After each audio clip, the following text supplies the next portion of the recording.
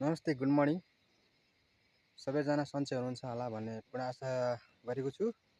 अहिले चाहिँ म भक्तपुर र ललितपुरको सिमानामा रहेको लाकुरी भन्ज्याङमा छु।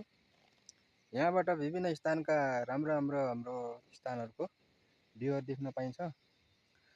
मेरो पछाडिपट्टि देख्ने हुनुहुन्छ भक्तपुर, एकदम यहाँ तल चाहिँ हो भक्तपुर, यतातिर चाहिँ हो ललितपुर। मौसम पनि एकदमै सफा छ हैन, एकदम राम्रो क्लियर देखिरहेछ। अनि देख्नुहुन्छ यहाँ यता घ्याम्पे डाँडा, यो डाँडा चाहिँ घ्याम्पे डाँडा हो, घ्याम्पे डाँडा। अनि त्यहाँबाट अलिक मुनतिर चाहिँ पाइलट बाबा छ, पाइलट बाबा। अनि यतातिर नगरकोट।